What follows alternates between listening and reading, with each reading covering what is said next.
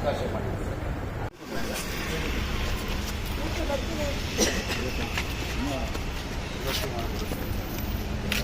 ಎಲ್ಲರಿಗೂ ಮಾತಾಡಿದ್ದಾರೆ. ಪ್ರಕಾಶ್ ಅವರು ಹೇಳಿದ ಮೇಲೆ ಸೇರ್ತಾರೆ ಎಲ್ಲ ಮಂಡಲ ಅಧ್ಯಕ್ಷರು ಮಾಡಿದ್ದಾರೆ.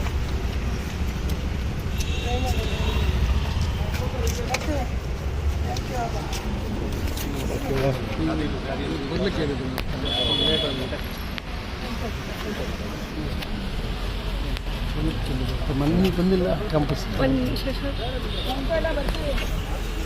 ಆಲ್ರೆಡಿ ಈಗ ನೋಟಿಸ್ ಕೊಟ್ಟಿದ್ದಾರೆ, ಅದನ್ನು ಮನ್ನಾ ಮಾಡಿ ಇನ್ನೂ ಉಳಿದ ಟೈಮಲ್ಲಿ ಅವರು ಐಡೆಂಟಿಫೈ ಮಾಡುವಂಥ ಅವಕಾಶ ಮಾಡಿಕೊಡಿ ಅಂತ ನಾವು ತಮ್ಮ ಸರ್. ಇಲ್ಲಿವರೆಗೆ ನಿಮ್ಮ ಗಮನಕ್ಕೆ ಬಂದಿರಲಿಲ್ವಾ? ನಿಮಗೆ ಟ್ಯಾಕ್ಸ್ ಬೀಳ್ತಾ ಇದೆ, ಕಟ್ಟಬೇಕು ಅನ್ನೋ ಅವೇರ್ನೆಸ್ ಇರಲಿಲ್ಲ? ಇಲ್ಲ, ಇವತ್ತು ಬೇಕರಿ ಕಾಂಡಿಮೆಂಟ್ಸ್ ಅವರು ಸಣ್ಣ ಮಟ್ಟದ ಬಿಸ್ನೆಸ್ ಮಾಡೋದ್ರಿಂದ ಅವರಿಗೆ ಯಾವುದೇ ರೀತಿಯಲ್ಲಿ ಇದರ ಬಗ್ಗೆ ತಿಳುವಳಿಕೆ ಇಲ್ಲ, ಅರಿವಿರಲಿಲ್ಲ. ತುಂಬ ಹೆವಿ ಟ್ಯಾಕ್ಸ್. ಹೌದು. ಇಲ್ಲಿವರೆಗೆ ಗಮನಕ್ಕೆ ಬಂದಿರಲಿಲ್ವಾ? ಇಲ್ಲ, ಇಲ್ಲಿವರೆಗೂ ಆ ಗಮನಕ್ಕೆ ಬಂದಿಲ್ಲ. ನಮಸ್ಕಾರ. ಸಣ್ಣ ಬೇಕರಿ ಮತ್ತು ಉದ್ದಿಮೆದಾರರ ಪರವಾಗಿ ಇವತ್ತು ನಾವೆಲ್ಲ ಇಲ್ಲಿ ಸೇರಿದ್ದೀವಿ. ಅವರಿಗೆ ಅವರ ಒಂದು ವ್ಯಾಪಾರದಲ್ಲಿ ಇವತ್ತು GST ಅಥವಾ ಉಳಿದ ಟ್ಯಾಕ್ಸ್ಗಳ ಪರವಾಗಿ ಅವರಿಗೆ ಒಂದು ಸಂಕಷ್ಟ ಬಂದಿದೆ.